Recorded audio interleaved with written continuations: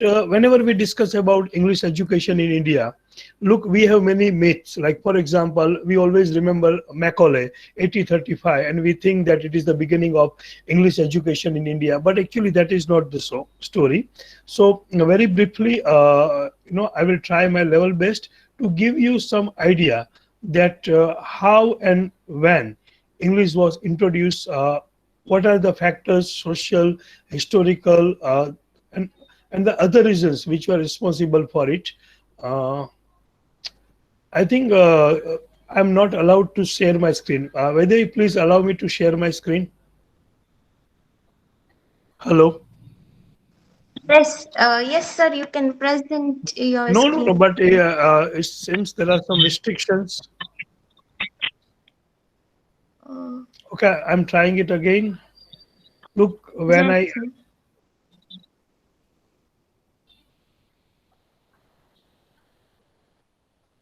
1 minute.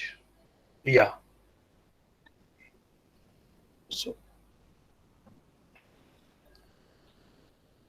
is my slide is visible? Yes, sir. It is Okay. visible. Yeah. Okay. Yes, sir. So look, very quickly, look, whenever we talk about English education in India or how English was introduced in India, right? Look, we have a reference even in Christopher Marlowe, that is 1604. Now, this is very interesting. Look at this quote from Act 1, Scene 1, from Tragical History of Dr. Faustus.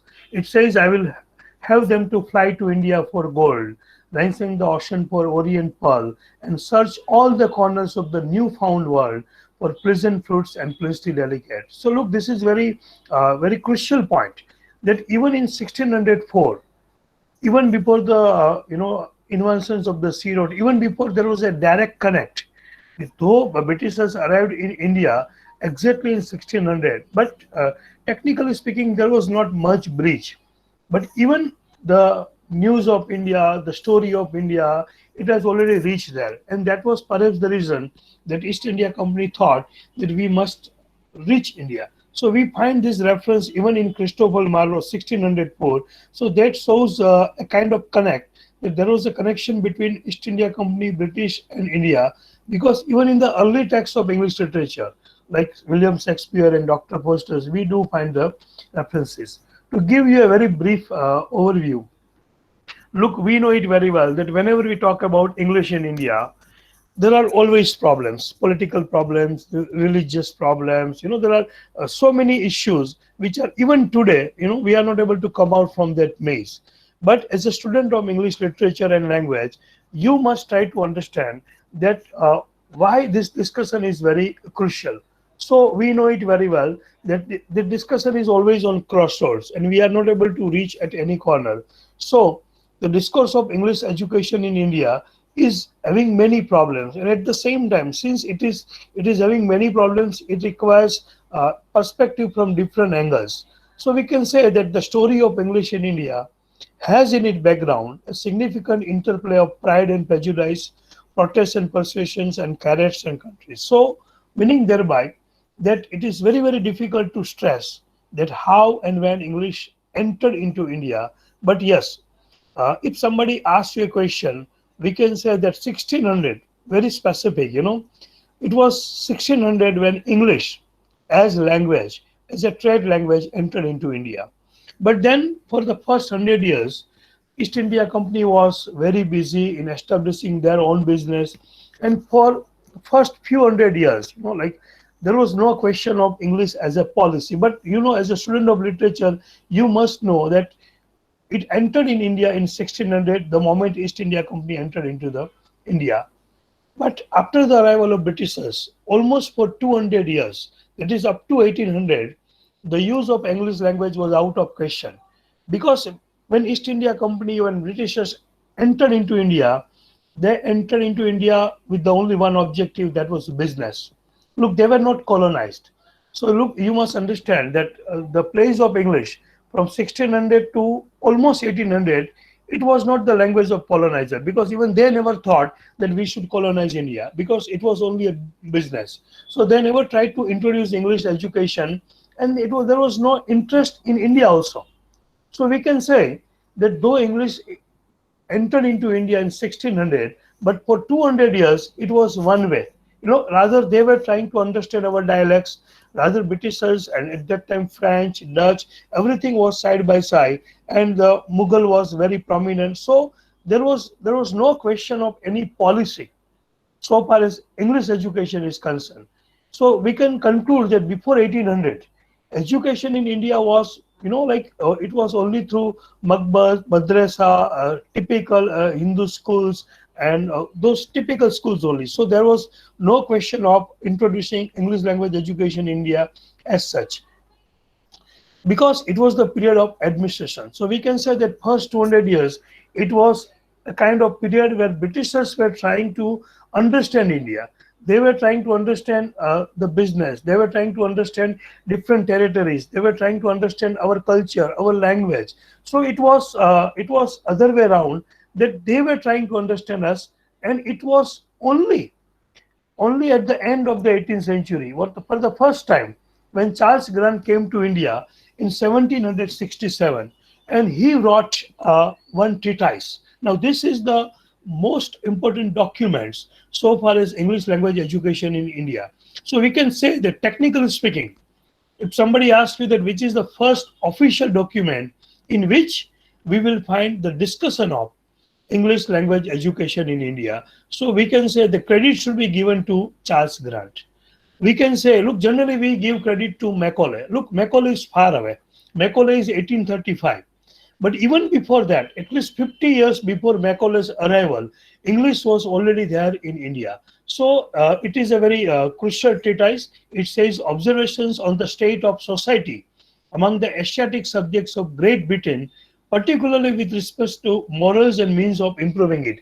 So this document was presented in 1792. So see, Charles Grant came to India in 1767, and for 15 years he studied India, and that is why this treatise is very crucial. It is around 150 to 200 pages treatise, and in this treatise he has talked about English language education. He has talked about Hindus. He has talked about Muslims. He has talked about the Hindu education. He has talked about Muslim education. He has given the entire context. Look at the title: Observations on the state of the society among the Asiatic subjects of Great Britain, particularly with respect to morals and means of improving it. So it is in this text that he suggested a policy to bring about the change in Indian society, Indian moral, Indian social and mental perspective through English language. So it was not Macaulay who introduced. Look, Macaulay came quite late. It was 1935. By that time, everything was already designed. So it was Thomas Grant, So it was Charles Grant who prepared the background of it, and in that document, there were many other suggestions as well.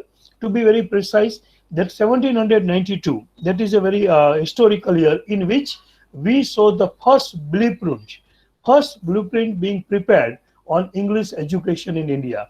If I'm not wrong, this is a very crucial date. So Charles Grant, the director of East India Company, through this treatise, he suggested a policy to bring about a change in Indian society through teaching of English. So whenever we talk about historical perspective, we must remember that it was Charles Grant, 1792.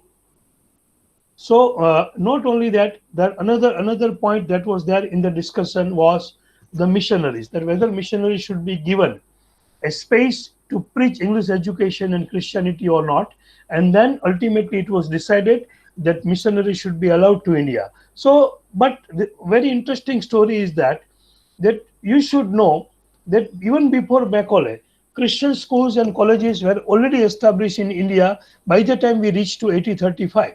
For example, Calcutta School Societies, 1819, Jai Narayan Ghosal English Schools, Banaras, 1880, Serampur College, 1880, Bishop's College, 1820, etc.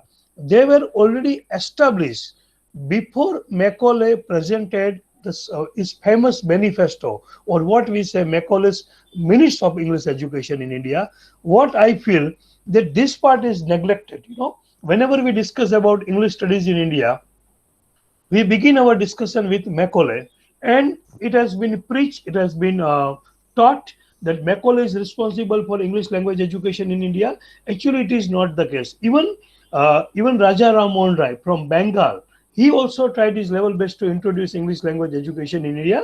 So my objective is that I'll just give you an overview of certain dates, certain important events, schools, and then later on you can read all of them. So to conclude, we can say that Charles Grant, he wrote that the true curse of darkness is the introduction of light. Now this is very crucial. Look what he suggested, that India is in darkness, the people of Hindustan, they are in dark, and the introduction and the light of introduction can be given only through the knowledge of English. Now, this is also very crucial. I quote, Hindus err because they are ignorant, and their errors have never fairly been laid before them. The communication of light and knowledge. When he used the word communication of light and knowledge, that means English education. The communication of light and education to them would be proved to the best remedy for their children, and that remedy is proposed from a full conviction that if judiciously and patiently applied, it would have a great and happy effects upon. So, if you read the entire treatise, you will realize that it was Charles Grant who wrote the future of English education in India, and not certainly Macaulay. Because look at the difference. There is a difference of 39 years. Charles Grant talks in 1792, and then after 37 or 38 years, we find Macaulay.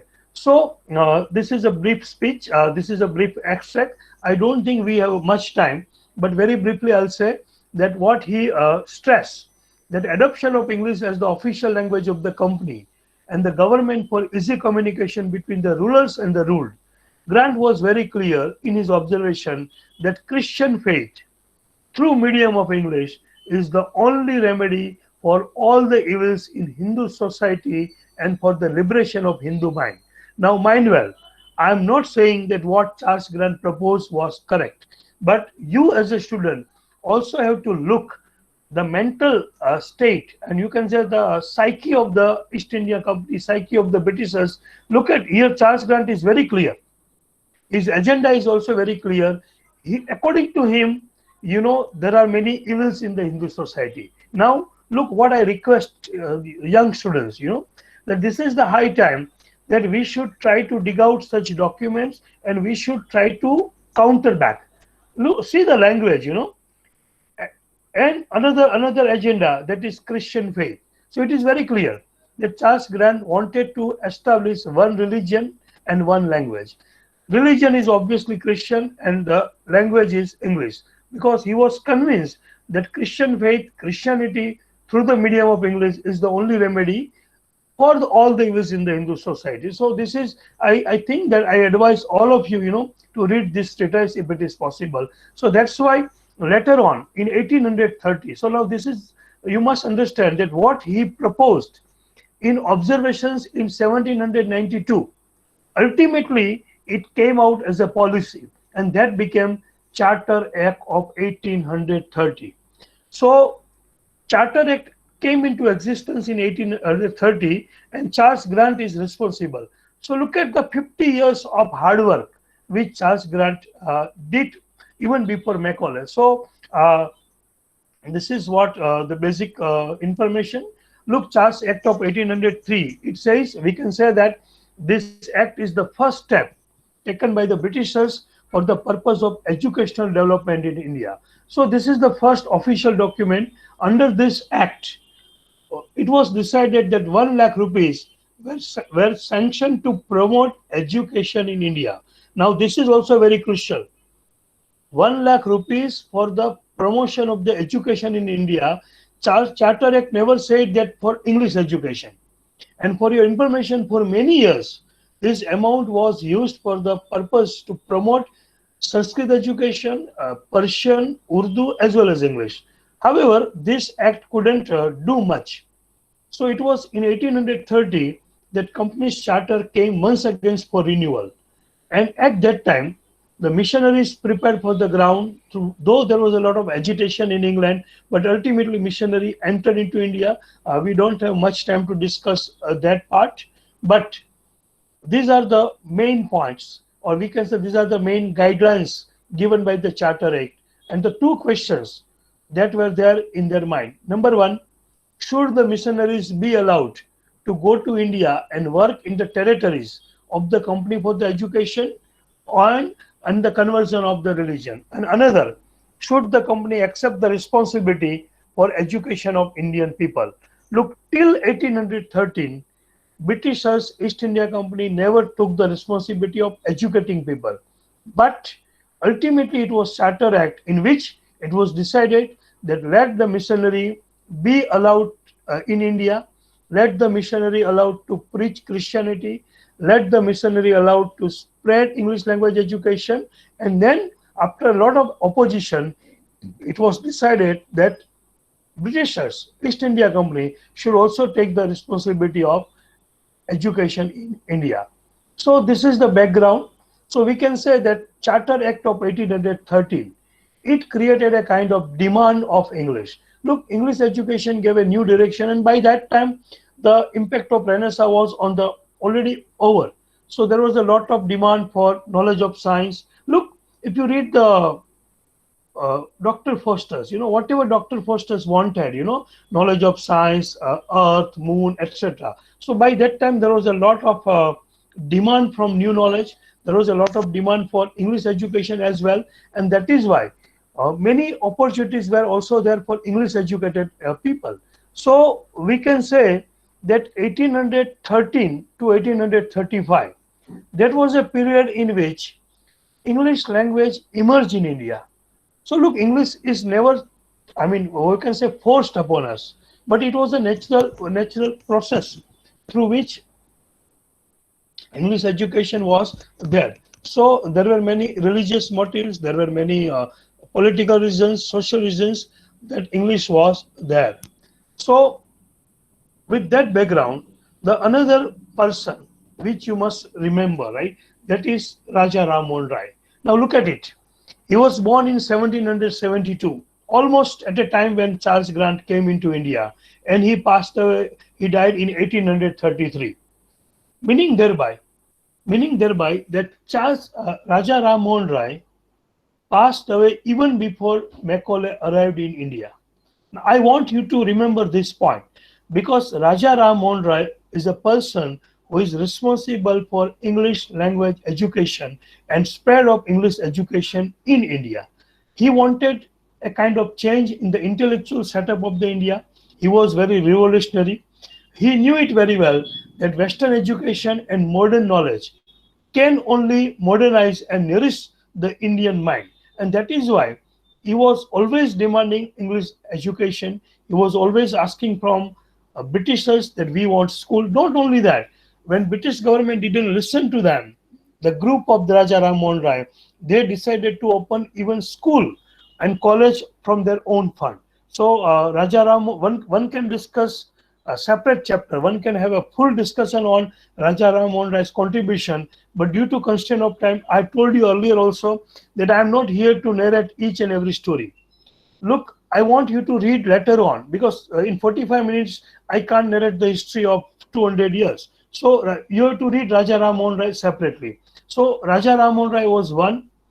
He wanted to study English language. He wanted to acquire knowledge of Western science. And he was the person who wanted more liberal and enlightened system of education, including mathematics, natural philosophy, chemistry, anatomy, physics. These were the subjects which are quite new. And he knew it very well that it is very difficult. It is very difficult for India to translate this science or the knowledge of science in the regional language. Look, I don't know whether you agree or not, but even today, we are not able to translate the education that we have in science and technology in all the regional languages. And that is why even today, English is a link language among the state. Sometimes, some scholars do argue that France has only one language, China has no English, but we must understand that China has only one language, that is Chinese for the entire China.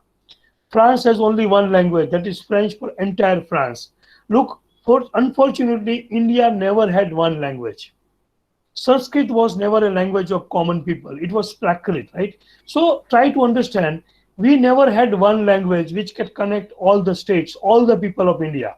And that is why Raja Ram Mohan Rai wanted English, so that it can be a bridge language. So, and he knew it very well that English, without English, the knowledge of science and technology is not possible.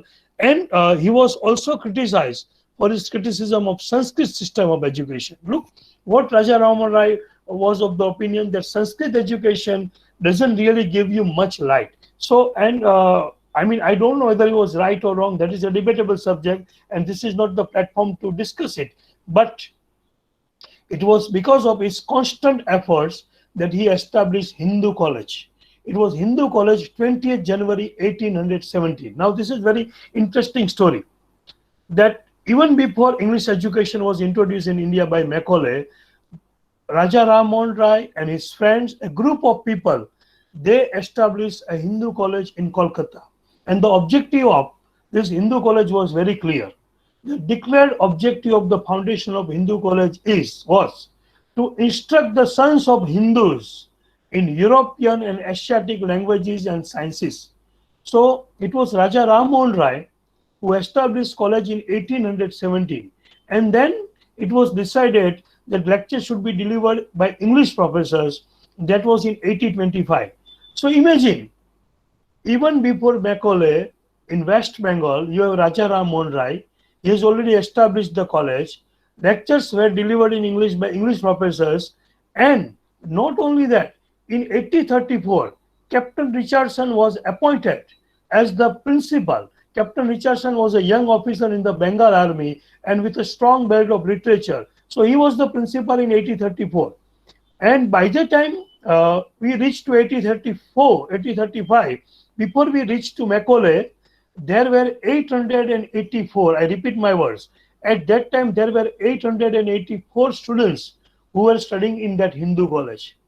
So, after discussion of everything, from Charles Grant, Raja Ram Mohan Rai, many schools, many colleges in India, personally I feel to say or to believe that it was Macaulay who introduced English language education in India, I think it is a myth.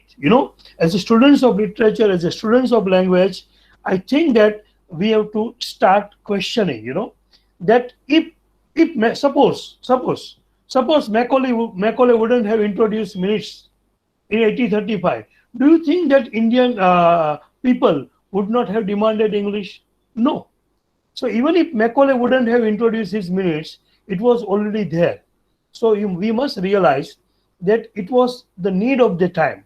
It was the demand of the people, and it was not the idea. Even Macaulay's speech is always, tailor-made. Whenever you open any book, you have specific comments. Macaulay never wanted to introduce English education only. Even in his minutes, he is talking about regional language, but that part is never discussed because of the political reasons. So it is very, very clear to give you a very brief idea, right? That Lord Macaulay even came, but before that we had English Education College. That was in 1834, Macaulay came to India. 1835, he wrote his minutes. But before his minutes came into existence, there were schools in Kolkata in which English was taught. So again, 1890, the Calcutta School Society was found. In 1824, a committee of public instruction had been formed. Again, and not only that, if you see, there are many events. These are few, only icebergs. These are the few events and major schools. But if you really trace the history, we realize that there is so much of English education in India, even before 1835. So with this background, we'll come to Lord William Bentinck. That is, you know it very well, that he was very famous Governor General in India. He became Governor General in India in 1828, and he is the person who gave complete power to Macaulay, and then Macaulay introduced English education in India. Look, the best achievement of Lord William Bentinck was that the Charter Act of 1830, which provided 1 lakh rupees. You remember I told you that in 1830 Charter, it was decided that 1 lakh rupees annually is to be spent for the revival and promotion of education in India. Look at it happens in college that we don't utilize the grant. Same situation was that time.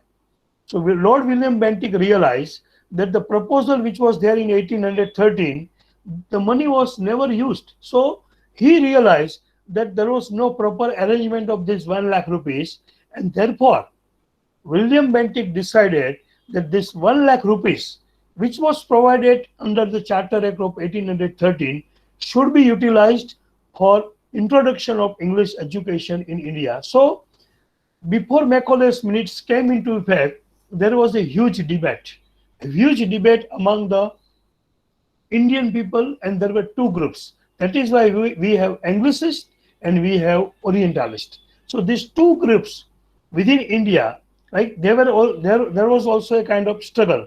Look, Orientalists were those people who support the Indian system of education, right? That is why we have Oriental Institute at MS University of Baroda. So Orientals were those who were support of Indian education, Indian language, and Indian literature. On the other hand, Anglicist group of people like Raja Ram Mohan Rai is the leader of Anglicist. He wanted European knowledge of science. He wanted philosophy. He wanted English education, and there was a kind of uproar between them. So with that background, we have now Macaulay. That was 1835. Now, before I begin with Macaulay, right? From 1600 to 1835, you have to read, for your UGC NET, you have to read all the dates, all the documents which I have given. Look, I know it very well that in most of the universities, there is a specific instruction, there are specific units after Macaulay. But what I feel that generally, before Macaulay, that part has not been discussed very well. So very quickly, yeah. So this is what Macaulay's speech is there. All of you have studied Macaulay's speech, so I will not take much of your time, but I would like to read out two objectives. Look, first objective, he wanted to form a class. Look, I'm not going into the historical part because you know it very well. So I'm just reading out the two crucial objectives that he wanted to have. He wanted to form a class of people who could act as interpreters between the British and the millions of whom they govern. Now that is where we have English education in India. But remember the second part. He says he wanted to reform. Now this is missing from minutes. Meaning thereby, most of the teachers don't discuss it. He wanted to reform the vernacular dialects of the country and enrich them with the terms of science borrowed from West and render them effective vehicles for conveying knowledge to the great mass of population. Look, we must understand that Macaulay proposed two things. Look, we always misinterpret Macaulay because we don't read the entire minutes. I request all the students to read his minutes of 1835 line by line, so that you realize what is the contribution of Macaulay. Look, first objective, he wanted to form a class of people that is, for English people, and the another, for a great mass of population, he wanted to reform vernacular dialects. Look, what he proposed is different. What is implemented is different, and what is interpreted is altogether different. And that is why we are not able to understand Macaulay in his true perspective. So Macaulay's minutes is very clear. So this is the first part, that we must at present do our best to form a class. He's talking about a small class who may be interpreters between us and the millions whom we govern. A class of persons Indian in blood and color, English in taste, in opinion, in morals and intellect. To that class, we may leave it to redefine the vernacular dialects in the country. Now the second part is missing. Look, you open any book and you will find who is Macaulay. Macaulay is a person who introduced English language education in India, and he wanted Indians in blood and color, but English in taste, opinions, morals, and intellect. Look, this one sentence is highlighted This one sentence is propagated as if this one clause is the only sentence in its minutes. If you really read, it is a 35 pages of minutes. So much has been discussed, but unfortunately, that is not discussed.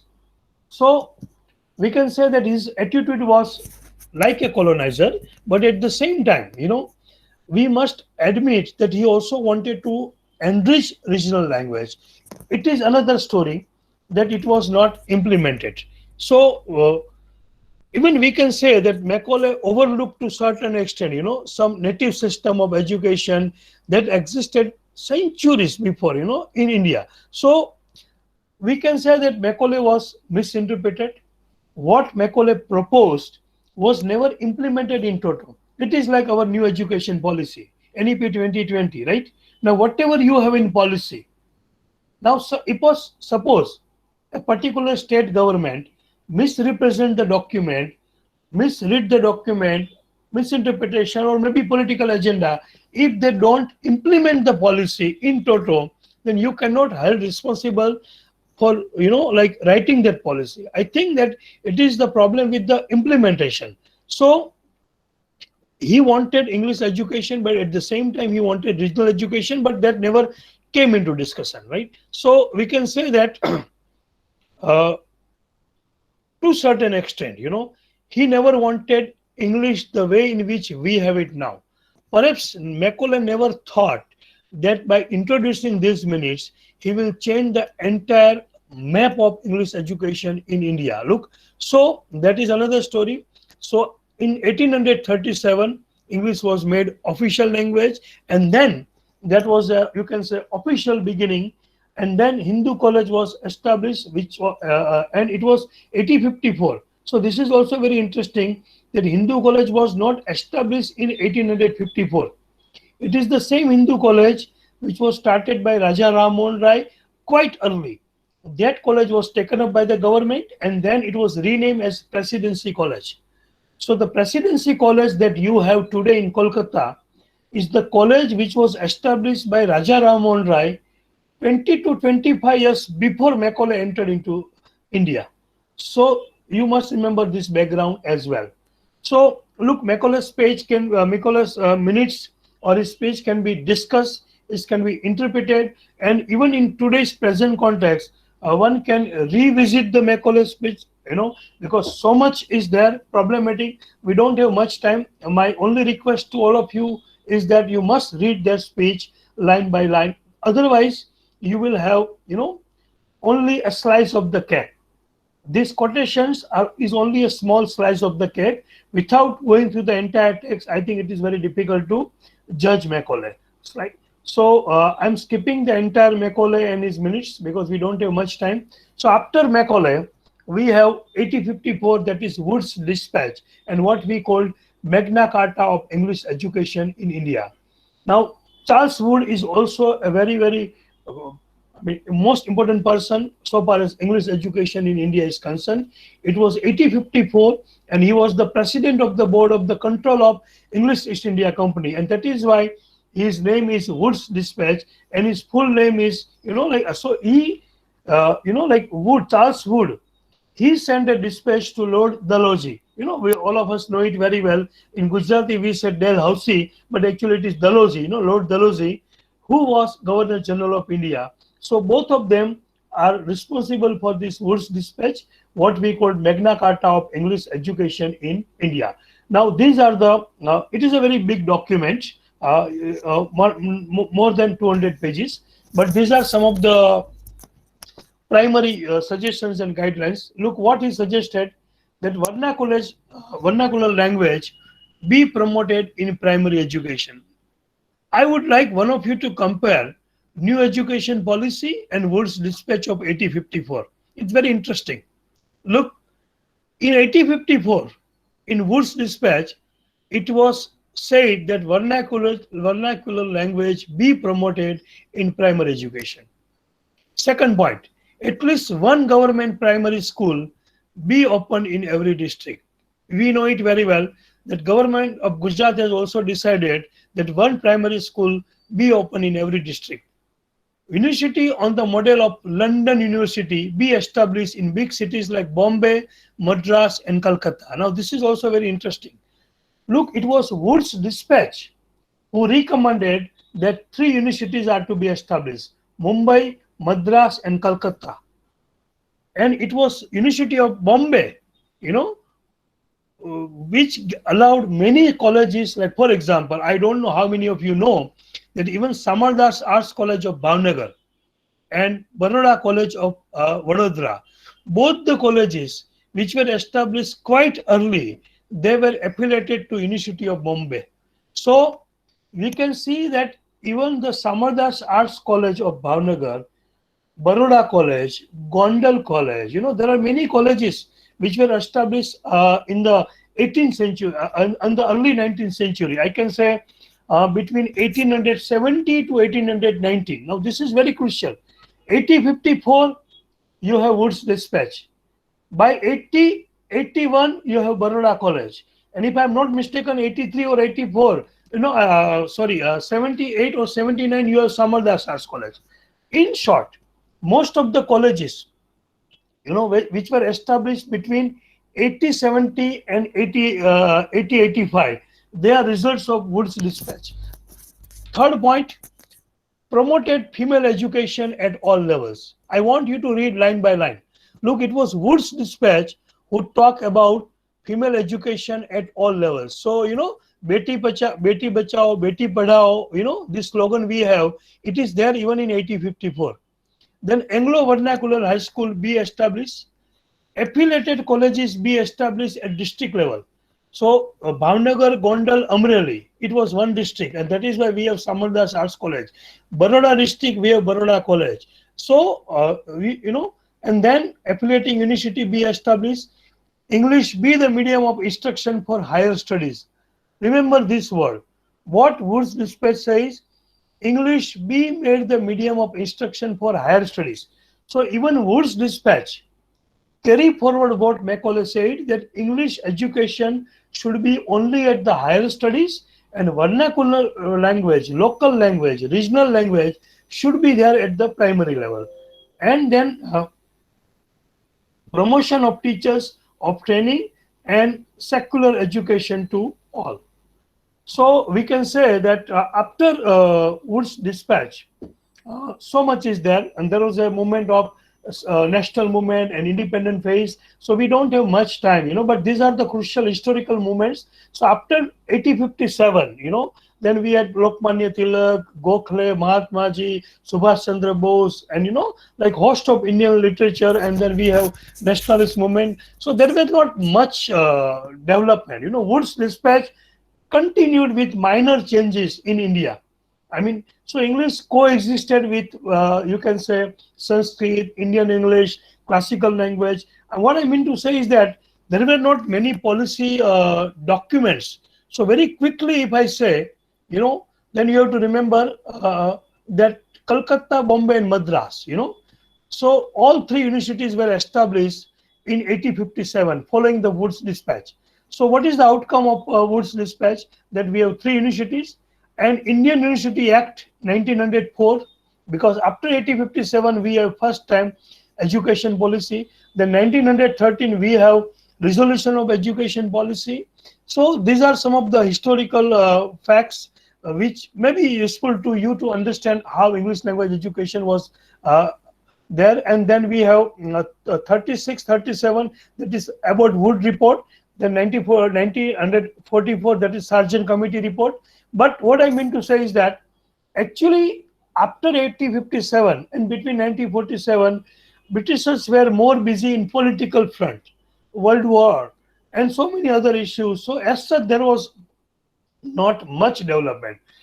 But you can say that English continued at all the levels, primary level, intermediate, degree, and then English decided to have its own way, and then it was not possible to stop. So in short, to conclude, we can say that the English language, which came with English rules in 1600, and it soon entered in India as the official language, Macaulay had aimed its being the medium of instruction in our school and college, and Lord William Bentinck succeeded and Later on, English, and you know it, all of you know it very well, that what is the status of English in India. Look, I know it very well. It is very, very difficult for me to, like, give justice to all the events. My objective is that you remember this date, remember the names of the people who are responsible for English language education in India, and then you read more. It is not possible for me to give the narration of each and everything. I think that last 10 or 15 minutes we will keep up only for discussion. I have tried my level best to give you overview, but this overview will not help you. You have to read each and every document. So with this small note, I would like to conclude, and I would rather wish that there should be, many questions from your side rather than, delivering one way lecture. I So the platform is open for all of you. I'll stop sharing my presentation, and rather I will ask all of you, that you fire the question to me, and I will try to answer any questions which you have regarding English language education in India from 1600 to 1947. Yeah. Vaidehi, the ball is in your court now. Yes, sir. So all the participants, if you have any question, then just unmute your microphone and you can ask, sir. Yeah.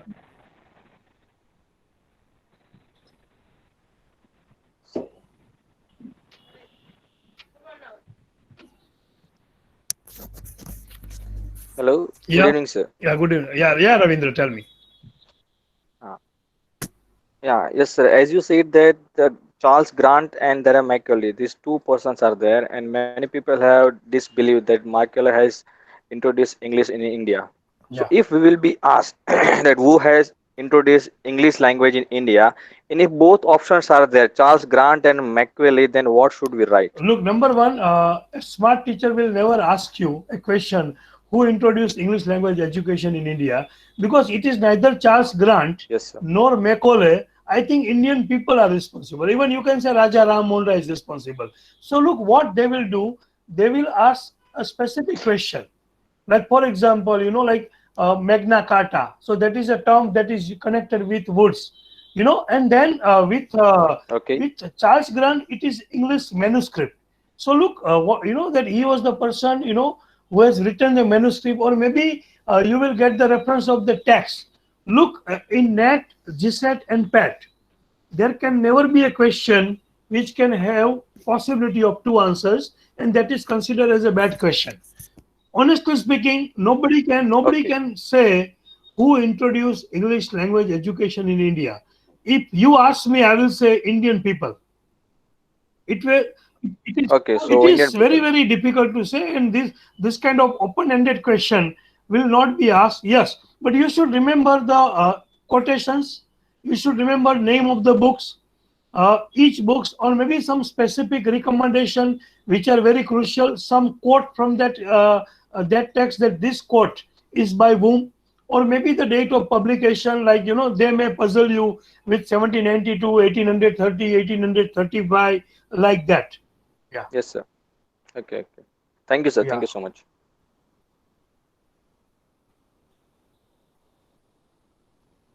So many participants and no questions.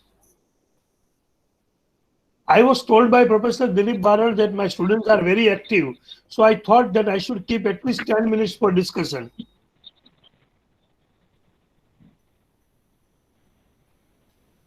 I hope you have understood what I say. You all can also type your question in the chat box if you No want. need to type. No, they can You straight can away ask ask. directly. Yeah. Okay. Uh, Sir, someone is asking that if you can suggest some books for Yeah. this person. Look, what I feel that so far as English education in India is concerned, there is not a single book which can give justice to this topic. So, what I advise you, that you should read the original book. Like we discussed with Charles Grant. So all his treatise, original minutes of Macaulay, original Wood's Dispatch, these original documents which are connected with English language education in India. that you should try to read. Otherwise, and not only that, you can also remember establishment of different colleges, who established English education, English schools, etc. Unfortunately, with best of my knowledge, there is not a single book in the market, and I don't think there will be any as of now. So maybe after, I mean, it's really very difficult because I know it very well. If you really write down the entire history, it will be 1,000 pages. So much is there, so much is there.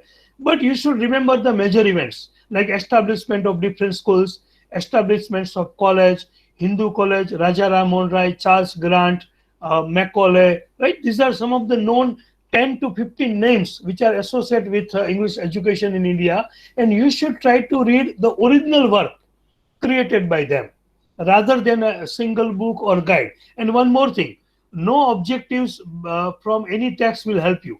Look, personally, I feel that NET and SET can never be cracked by reading MCQ, because now it is a rule that all the MCQs will be new.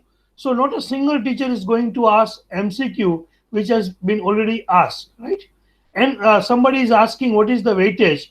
Look, there is no specific weightage only for English education in India, but there are 10 marks for English in India, that is history, evolution, and future.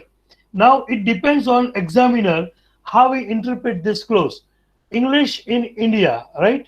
History, prospect, and future. But personally, I feel there will be at least 3 questions before independence, few questions on, and I think that all of you must read even English in India in the context of NEP 2020. So for you as a student who is appearing in the NET exam, look, I have not discussed what happened after 1947.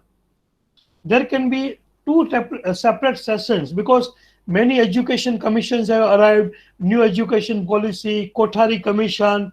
So look, you have to link from 1600 to 2020, that is NEP 2020, all historical documents, all the reports of the various education commission, like that you have to read at least in the context of English education. I am not saying that you read entire new education policy of 1986, but you read new education policy. I don't want you to say that you study each and every page of the policy, but you must know what is the status of English in that policy. Look, in this chapter, all the questions will be based on policy only. This is what I feel. I may be wrong. Yeah. Vaidehi? Yes, sir. One question I have regarding this MCQ. So many a times when we have sessions, many teachers tell us to solve the MCQ. So look, personally, I feel that by even if you solve about 10,000 MCQ, there is no guarantee that you will pass the exam. If that is the story, look, it is very simple. For example, even if you download all the MCQs of UGC NET, GSET, and the GSET of other states, you have database of 8,000 MCQ. But those, even if you read and even if you know the answer of those 8,000 MCQ, there is no guarantee that you will pass the exam.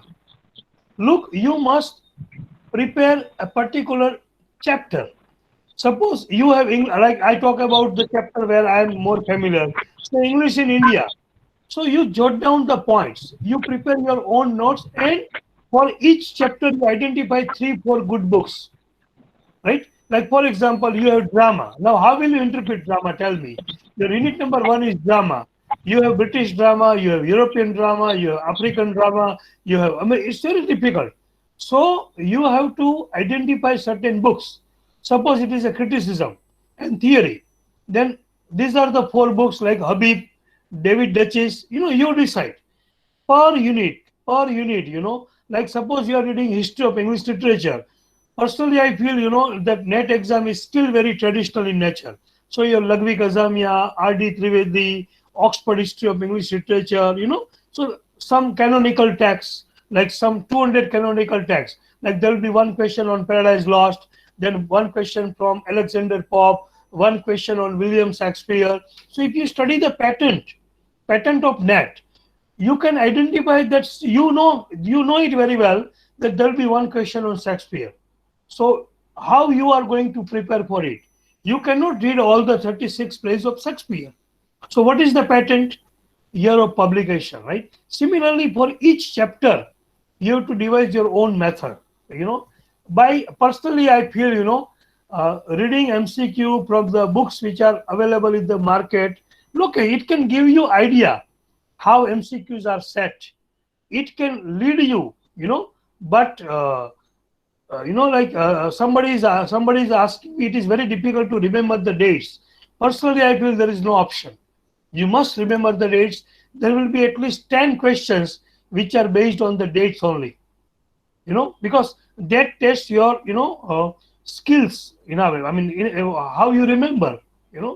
So I think there is no way out. Yeah.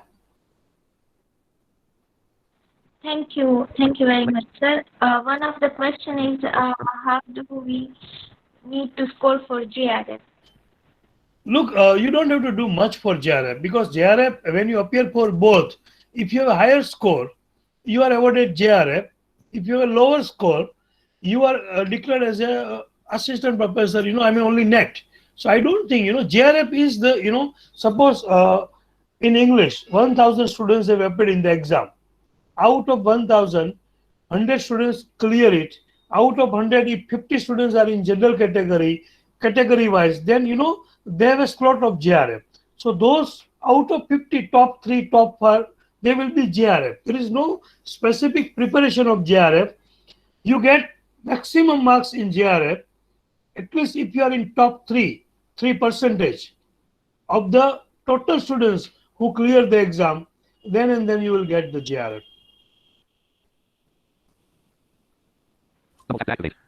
Hello, sir. Good evening. This is Sarju Goswami here. Yeah. And my question about the Macaulays Minute. As you said, the Macaulays Minute did not think to introduce the English language in India, in English education in India. But if I'm wrong, please make me correct. Yeah. I think that Macaulay's agenda was contaminated all kind of Indian culture and in Indian vernacular language with the Macaulay's Minute. Is it so, sir? Look, that's what I say. Look, if you read Macaulay's Minutes, he had two agendas, right?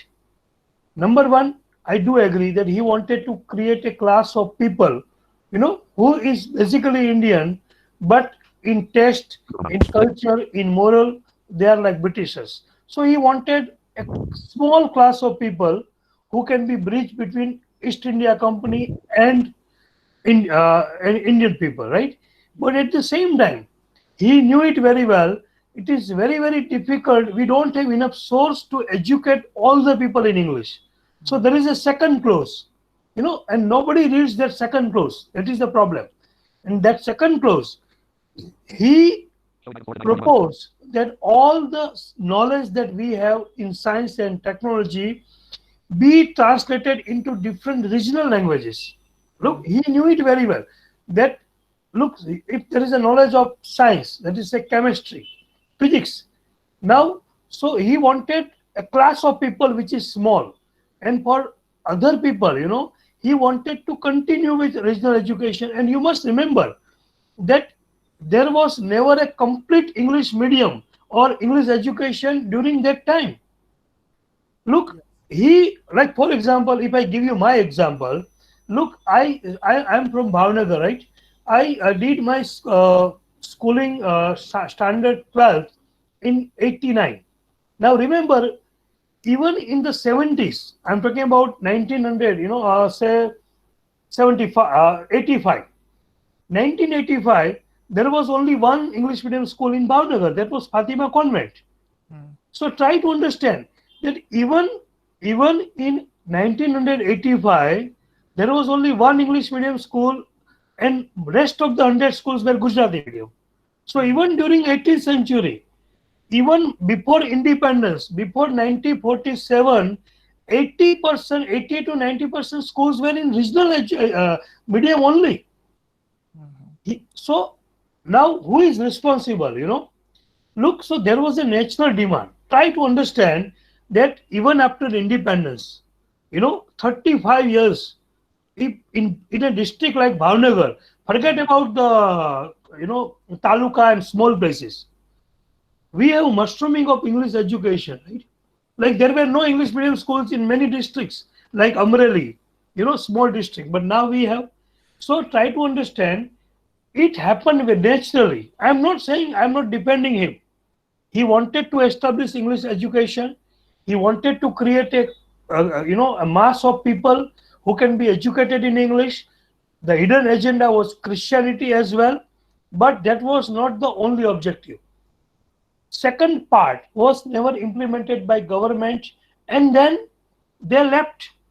Now you tell me, when Britishers left, 80 to 90% schools were in regional language. Yes.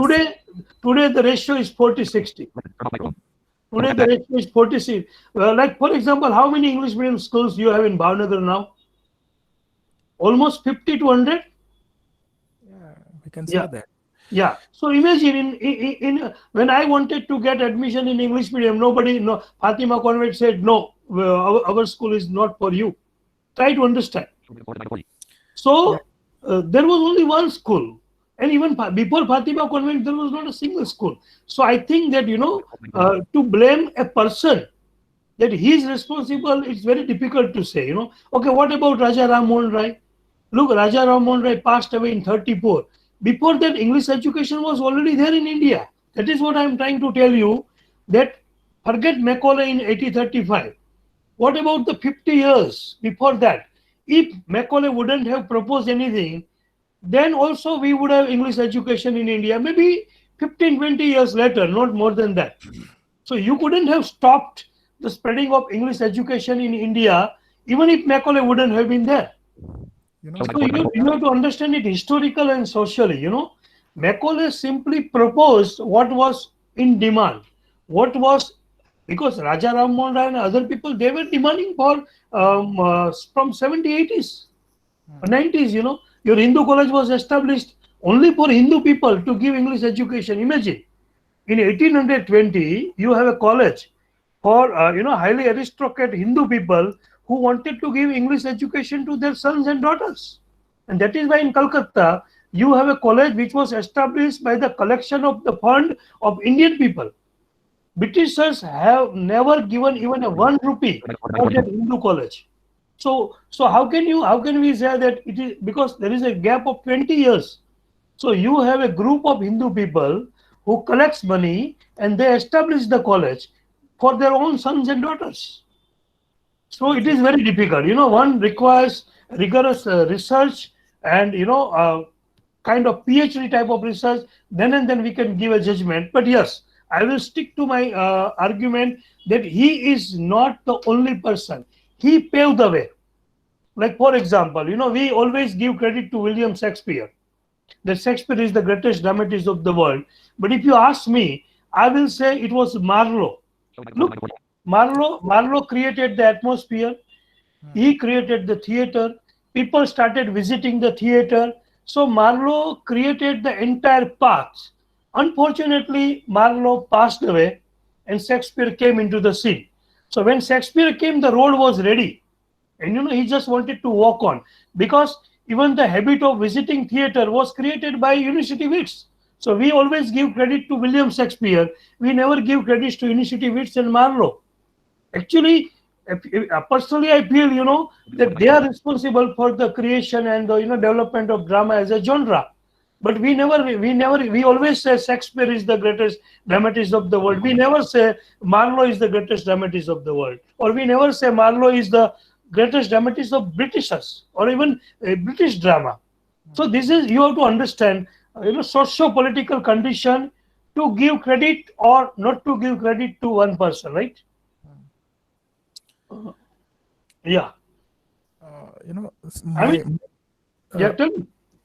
My question is, does it has anything to do with the Indian culture? I'm talking about Macaulay's Minute. Look, yes, to certain extent, yes, because he knew it very well that by introducing English education in India, he knew it very well that it will be easy for East India Company, because the moment you have English education in India, gradually those people who will get English education, they will be uprooted from their own culture, right? And not only that, there is one letter also which Macaulay wrote to his father. In that letter, he talks about his personal experience. It is not an exact quote, but I just give you a brief summary. He tells his father, that I am very happy that now we have introduced English education in India. Not only that, Macaulay says to his father that most of the young people of India who get English education, they have converted themselves, or they are tempted to convert themselves to Christianity. So I'm not saying no. He had a very clear cut agenda that he was not worried about the common mass. He was worried about a class of people, top people, who can be given education in India and they can be tempted to convert into Christianity, right? And it is written in his letter, a personal letter which is written by Lord Macaulay to his father, in which he makes it very clear that I am very happy that English education, spread of English education and spread of Christianity is going side by side. So certainly, English education has affected Indian culture, right? But then question is, what is Indian culture? That is also a debatable subject, because it is very difficult to because the word Indian is not there. Look, in the word Indian came later on. It was Hindustan. Yes, sir. So even like if you ask me, I will say there is nothing like Indian culture, because the word Indian and Hindustan are two different things. When you talk about Hindustan, the even present Pakistan, present Bhutan, all the countries, Hindustan as a concept is different thing. The word India is a gift of Britishers, and word India came very late into existence. So when some people say that Ramayana and Mahabharata is Indian culture, sometimes I laugh at them, because the word India came into existence only few hundred years back. So what do you mean by Indian culture? If you say Hindu culture, I will agree. Or if you say Hinduism, I may agree. But the moment you use the word India, you yourself undermining your own culture, because the word India is not our word. It is a gift of Britishers. I think I'm making a sense to you. I hope you understand what I'm trying to say. Exactly. It is fully nodded with knowledge. So thank you. Selected. Turn off microphone. Yes, Vedehi, if there are any questions or comments, I'm not necessarily a question. You can also endorse your views, and you can also participate. Yes. So, anyone has any question or any comment? Then feel free to share. Yeah. Hello. Yeah, Ravindra. Yes, sir. I'm asking for your mobile number if I want to take guide shift from your side after clearing my PMINS net. So will it be available? Yeah. You can get my WhatsApp number from Vedehi or Dilip sir. Yeah. Okay, yeah, okay, Or thank you. maybe I mean I don't mind. Yeah. If you speak, I'll write it down now. Yeah. Or rather, if I write down, maybe some of you can jot down, right? Yes, sir, yes, sir. Yeah. Or if maybe 955 955 88. 88. Okay, I think let me share it with me Type. in the message. You Yeah. just type and type. So it will be easy for all. Okay, yeah. Others also if they are. Yeah, Yeah. yes, yes. Okay, 955805745. Yeah. Thank you so much, sir. Thank you. Yeah. Yeah. Thank you, sir. So I think there are no more questions. Yeah, and look, I in conclusion, I would like to say that you read everything. Don't believe what I say. Read all the documents and then try to formulate your own opinion. Right? It is a very interesting subject, right? Okay, Vedi, thank you very much. Thanks. Sir, Thank you so sir, much, so sir. on behalf of Department of English, I would like Microphone. Double tap to activate. Selected. Look, it is to Vedi, thank for you, your sir, information. It is my for your department time as well. Huh? and Vaidhi, perhaps you don't know, I have studied in Yes, that I was department just for. going to tell you that you are an inspiration for all of us. No, no, no. I would like to add one more thing that I have studied in that Yes. department for 45 days. How many? Only 45 days. Right? So it So is you my are department as alumni well, and of that is our why I am here. department. Yeah. Yes, If you sir. are So it if is you are a considering moment of somebody who has studied for 45 days and has paid the fee of first semester, because I left Bhavnagar to study at Vallabh Vidyanagar. I was a student of Department of English of Bhavnagar University in June 1994. So your Dilip sir and I were classmates for 45 days, and then I went to Vallabh Vidyanagar to study further, and then I never returned back to Bhavnagar, right? So in a way, my memory is very much connected with Bhavnagar and particularly Department of English, and that is why I am here. Okay, yes. thank you. Thank So you. it is a moment of privilege for us that our alumni of department and our senior as such, so you are here. So we are blessed to have you, sir. Thank you. Thank you very much. So Okay. Dilip, I think stuck in some meeting, so he might No, not no, be no, able no. to join. No So problem. I had to thank you talk. very much, sir. Okay. Thank you. Thank you, sir. Thank you, everyone. Okay. Thank And you all. see you all tomorrow at 4 o'clock. Thank you, ma'am. Okay.